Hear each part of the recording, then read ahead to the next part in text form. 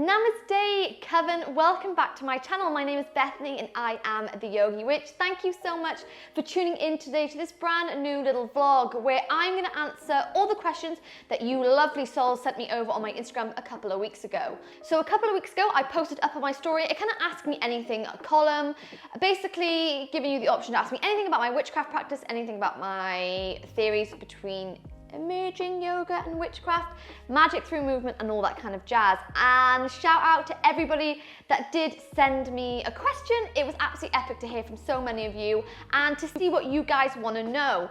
So I get really excited about sharing my witchcraft practice. It was something that I kind of kept to myself for a longest time, and it's something that a lot of people do keep to themselves just because of, you know, the bad image around witchcraft, Wicca, all that kind of stuff. And it's nice to be able to speak about it openly, speak about it with honesty, and share my path in life. Just a reminder, this video is my opinions, so you don't have to necessarily agree with them. This is just my journey.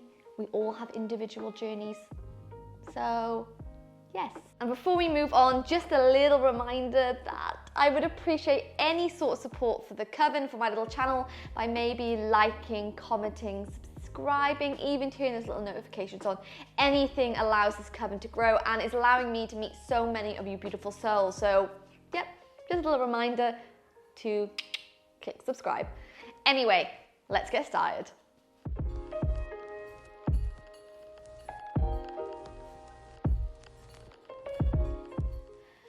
As you can see, Luna has now joined us, so it's going to get chaotic. Just bear with me. Okay, so the first question that we have up is, do you have a favorite crystal / a crystal you find especially healing?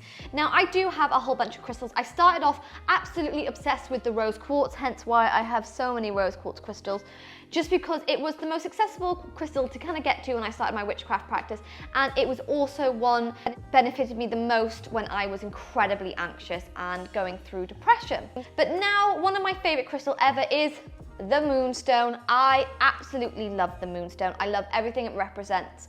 I am a proper moon child. I really associate it with the lunar phases. So this moonstone really represents everything that the moon kind of means to me. The sense of femininity, the sense of emotions, the sense of healing. And I just think it is an absolute beautiful crystal. So yeah, my favorite crystal would be the moonstone crystal. Okay, the next question. How did you start practicing witchcraft and how has it helped you in your spiritual journey? So I actually started practicing witchcraft just after I finished my master's degree. So I actually did an undergraduate master's and a postgraduate master's in history, specializing in witchcraft and demonology. And this really opened my eyes to not only women's studies and feminist studies, but also kind of the social history and the history of the occult, and I was absolutely obsessed with it. Fairy tales has been something I've been obsessed with since a kid. You know, I grew up on Disney. It was, just everything. And my boyfriend and I went for a weekend to Glastonbury. If you're in the UK and you've never been to Glastonbury, this is your sign to go. It is literally everything. And I went into this really cool bookshop and it had a little book that was on for sale, which was basically a beginner's guide to witchcraft. And I bought it for myself, took it home, and once I read it, I really resonated with all the teachings it was saying. I really resonated with the practice, and I kind of felt like, this is it. This book completely gets me. This is everything that I believe. I never knew that it had a name. I always kind of thought that my beliefs were a little bit strange and maybe I was just a bit like quirky, but I really resonated with this. And after that, I started exploring a little bit more. I started going to some bookshops locally around me, started watching YouTube videos about Wicca and witchcraft, and I decided that this was the path I was going to follow in life, not because I was forcing myself, but literally just because everything I do makes sense. It was during a time when I was really going through a very dark time in my life in terms of my depression and my anxiety and suffering from some PTSD. And I loved the idea of empowerment. I loved the idea that using these certain tools and working with these certain phases and elements that I could control the situation. Now, you might not believe this, and that is absolutely fine. This is just my personal beliefs. And even if it is a placebo effect, you know, it benefits people. And I just feel like it's such an empowering thing. It's such a beautiful practice that every day when I wake up, I feel like I have gratitude for the world, and I kind of see the world through different eyes, through clarity now that third eye is open. And it has just really helped me kind of tap into spiritual beliefs I think I've had since I was a child. So if you are really kind of questioning whether or not to pursue witchcraft or Wicca, then I really recommend doing your research. I really recommend, you know, watching some YouTube videos of some epic witches that are here online. I will include their links in the description box below.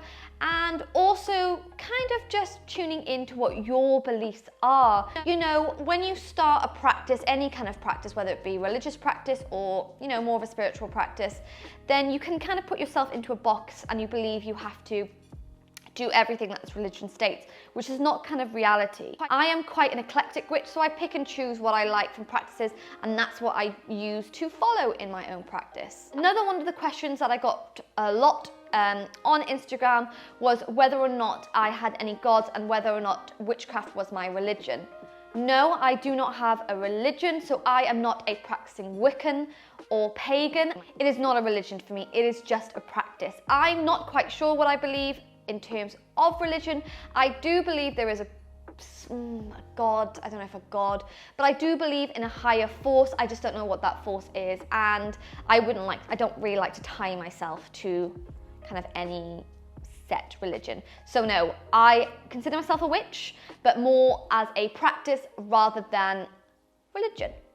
All right, do you use yoga to cast spells as an open/closed ritual, etc.? Yes, I do use yoga to cast spells, maybe not necessarily all the time with tools, you know, burning stuff, etc., or creating jars, but in terms of incantations, of magic through my mind and through my movement. So if you've ever practiced with me online or even in my studio here in Pembrokeshire, the Wild Yoga Studio, then you know I begin every class with either saging the space or with setting an intention.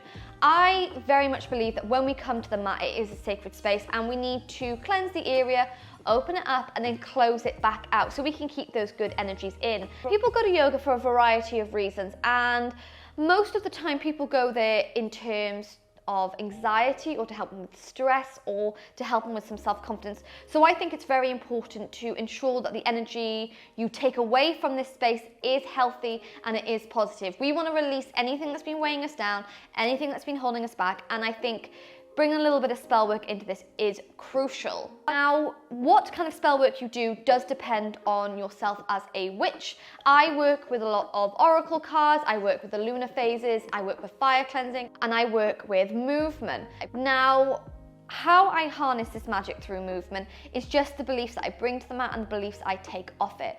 A few of the questions that you lovely souls sent me was in regards to how I create magic through my movement. What are you doing? How I create my magic through my movement, and it is simply kind of existing here in the present moment. You know, I call upon the elements to come into the practice to lend me their energies. I connect with the magic that I have within, and I start to lose myself kind of in the fluidity of yoga poses. Now, magic doesn't have to be anything incredibly fancy, it doesn't have to be, you know, sacrifices for Christ's sake, or you know, elaborate spells. Sometimes the best spells are simple, they are just words, they are just intentions, because expensive tools don't get you anywhere. The most important thing in all form of magic and spell work is intentions, what you truly mean behind what you're asking for and the kind of emotions you bring to it. Now, when I discuss the relationship between magic and yoga, it is between this. Yoga is not a physical practice, it is a spiritual one. It's not how deep you could come into a handstand. It's how you treat the world when you get off the mat, how you treat others, how you treat yourself, and there's a lot more to it than just a downward facing dog. It's the same with witchcraft. There's a lot more to it than holding a crystal or just gazing up at the full moon or cursing people. They're very beautiful practices, they're very ancient practices, and again, this is just my personal opinion, this is how I connect my spiritual practice, is to kind of combine them both. It doesn't mean that I'm distinguishing any of the roots of these ancient practices. It just means that I'm kind of eclectically gathering what I like between it all and intertwining it to make a beautiful, kind, inclusive practice. I hope that made sense. Do you have a daily ritual and do you do your own crafts?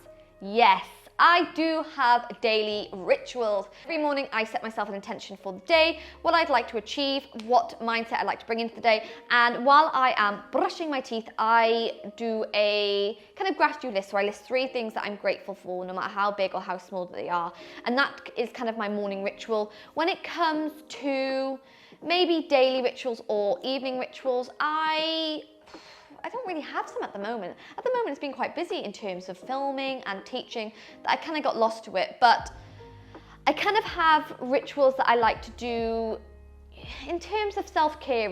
Bath time is a very big deal to me. It's a very big deal to me.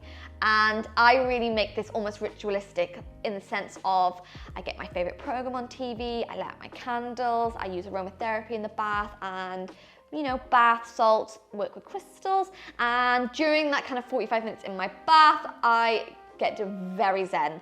From doing so much yoga, my muscles are really sore, so I really need to take care of my body.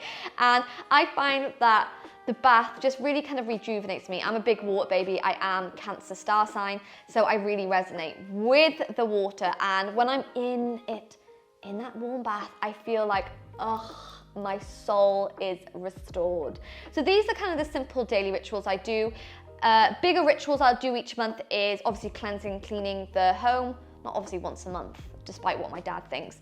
But I cleanse and clean the home every full moon, working with black salt, working with sage. And during the new moons, I like to ensure that I'm spending time with my loved ones on the new moon evenings and just kind of get that healing aspects from being surrounded by my little soulmates, no matter if they spend the entire new moon barking.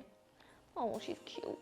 Being a witch doesn't mean you do elaborate plans every day. Like I said, it's about kind of the intentions you bring into it. And certain things can be daily rituals, working with like tea or coffee magic, setting yourself an intention while you are stirring your coffee, or nourishing your body with healing food, or taking a mindful walk outside nature and connecting with the earth, taking off those shoes, get the feet in the mud and reground yourself. Witchcraft is very simple when you break it down to these kind of daily rituals, and this is why I just love it. It's very versatile. Okay, how did you find out what works best for you as a beginner witch? Answer to that is trial and error. When you first get into witchcraft or you start exploring your spiritual path, you think you need to buy everything. And I am here to tell you, that you do not need to buy those stuff. Like I said, intention is the most important thing as a witch, so fancy tools don't do anything. Before you start making some really big purchases, I think starting off with something simple, maybe buying yourself a little crystal that associates with you, or a really good book discussing witchcraft, or kind of watching YouTube, investing, something like that. When it comes to yoga practice and incorporating this magic through movements, I do love kind of buying myself tools in the sense of a really nice yoga mat, just because I really love it and it means something to me. And I just think as a beginner witch, it can be very overwhelming. The most important thing when it comes to exploring your witchcraft practice is that not everything is going to be right for you. Everybody's journey in this world is unique, and that means that my beliefs aren't going to be your beliefs aren't going to be my beliefs, and that is absolutely fine. That's absolutely fine to have different beliefs. You don't have to pinpoint yourself to being a specific witch, for example, a kitchen witch, a herbal witch, a lunar witch, sea witch. You can be an eclectic witch. You can pick something out for everything. I do work a lot with the elements. I work a lot with lunar phases, and I don't necessarily pinpoint myself to any form of witchcraft. I would call myself an eclectic witch. Certain things resonate with me, certain things don't, and I think that's what's best for my mental health and for keeping my path as true and authentic as possible. So remember, on your witchcraft journey, this is your journey, no one else's. So listen to what feels right to you. Obviously look to elders for advice, look to witches who've been practicing for a long time for their advice in terms of spells and stuff like that, just to make sure you're safe. But you can choose what you want to believe. You can pick what you want out. It's like a sweet shop of ideas. Okay, final question before I head out to walk my baby girl. Where can you see yourself in 12 months? This is very existential. In 12 months. I have some pretty big dreams for myself, and I'm lucky enough to start seeing them come true. You know, it's even incredible small goals, you know, that people sent me these questions that were interested in what my belief, and I think that's incredible, and I just can't even get over that. I can't get over the fact that so many of you flow with me on the mat. I can't get over the fact that people watch my flows because they're chaotic and I'm very unprofessional, and the dog and the cat are very naughty. So I think that where I am right now in life is incredible. I've been through some dark phases in my life, especially when I was in the middle of my depression and my anxiety, and to be here today is just such a blessing in itself. I feel so humbled and so unbelievably grateful to all the decisions I made that led me here, you know, and yeah, I'm just blessed. Where I see myself in 12 months is a secret. Now, not a bad secret, as in I don't want to share. I'd love to be as open as possible, but I think that every day my mind changes on where I'd like to go, and I think life takes you on a big journey, so I don't want to box myself in with where I'd like to see myself. You know, I have dreams and stuff like that about where I'd like to see myself, and they're pretty big. Yoga for Adrian and coming for you. But I have some pretty big dreams. I'm currently planning some pretty exciting stuff for January and for next year. Actually starting to plan my first ever retreat, which is terrifying, and I've actually got a phone call about that in a bit. So yeah, it's very exciting. I've got some pretty big dreams. So if you are interested in my little journey, then please keep an eye out for all the exciting stuff that I have coming up. But this was just a super quick and simple little Ask Me Anything vlog, just because you gorgeous souls had some questions for me, and it was so epic to hear them, especially as we are moving into the season of the witch. Oh, this is my time, this is our time loops, and it has just been so epic to meet so many of you, get to know so many of you, and really kind of connect as an online coven. Oh, just bloody epic. But just a little reminder, if you are new to this channel, that where are you going? That I would appreciate any kind of support, maybe a like, a comment, a subscribe to the channel, and you can even keep up to date with everything over on my Instagram at The Yogi Witch, where it's mostly pictures of Luna, but that's okay because she's beautiful. And yeah, just thank you so much for tuning in. If you have any other questions, as always, find me over my Instagram at The Yogi Witch or comment below. But I have lots of new flows going on my channel. I upload 3 free flows a week, and I'm starting to upload a lot more spells, a lot more vlogs, and kind of more stuff like that. Pretty exciting at the moment.